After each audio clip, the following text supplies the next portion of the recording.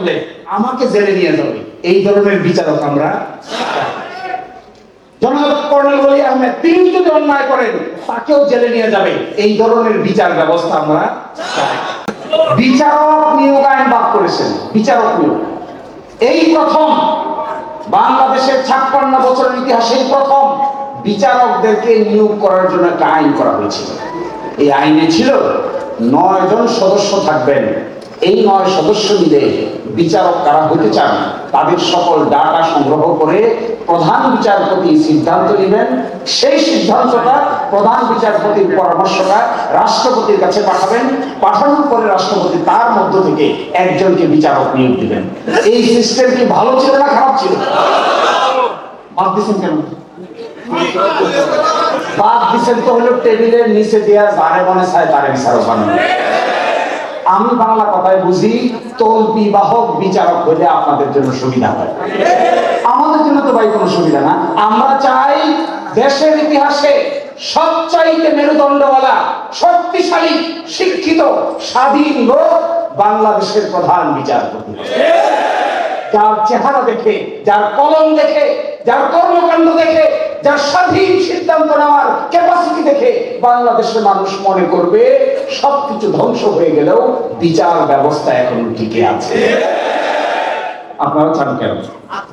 আপনারা পকেট থেকে বাইকের বিচারক বানাইতে চান, ডাইন পকেট থেকে একজন, বাম পকেট থেকে একজন। আমরা তো চাই নো নো মানে এখানে তারা এটাকে দেখেন, যত নেতৃবৃন্দ আছে একজন তলবি বাহক বিচারক চান না। বাংলাদেশের মানুষ চায় তলবি বাহক বিচারক? সরকারের বিরুদ্ধে মাথা উঁচু করে রায় দিতে পারে এই ধরনের বিচারক আমরা। আমি অন্যায় করলে আমাকে জেলে নিয়ে যাবে, এই ধরনের বিচারক আমরা। জনাব কর্নেল ওলি আহমেদ তিনি যদি অন্যায় করেন তাকেও জেলে নিয়ে যাবে, এই ধরনের বিচার ব্যবস্থা আমরা। আপনারা চান না কেন? কি আমি কি বলছি যে আপনারা আমাদের চুল বলেন? আমি তো বলি নাই, এগুলো সব আপনাদের নিজস্ব কথা। লাস্টের কথা বলে শেষ করে দিচ্ছি। তাহলে সংবিধান কি? কি চেয়েছিলাম আমরা?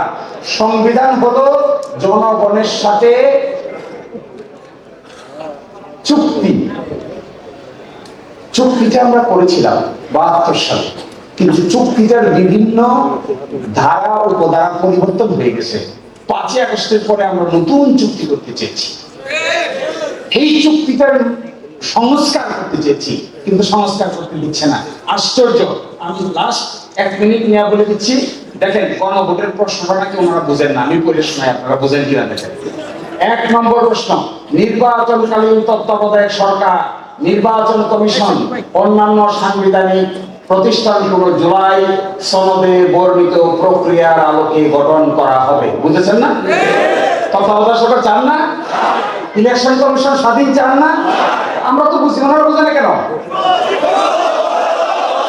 সেকেন্ড, আগামী জাতীয় সংসদে 2 কক্ষ বিশিষ্ট হবে, উচ্চ কক্ষ 100 সদস্য হবে। এই 100 সদস্য গঠিত হবে ভোটের আনুপাতিক হারে। এই যে আমি বললাম, বুঝেন নাই? বুঝেন নাই? জ্ঞান কি আমাদের ওনাদের কম না বেশি? আমরা বুঝতেছি, ওরা বুঝে না কেন? 3 নম্বর, সংসদে নারীর প্রতিনিধি বৃদ্ধি, বিরোধী দল হইতে ডেপুটি স্পিকার, কয়েকটি সংসদীয় কমিটির সভাপতি নির্বাচন, প্রধানমন্ত্রীর মেয়াদ সীমিতকরণ, রাষ্ট্রপতির ক্ষমতা বৃদ্ধি, মৌলিক অধিকার, বিচার বিভাগের স্বাধীনতা সহ 30টি বিষয়ে একমত হয়েছে, তা অবশ্যই বাস্তবায়ন করিতে হইবে। বুঝলাম না? বুঝলাম না? এত সুন্দর বাংলায় লেখা যদি কেউ না বুঝে,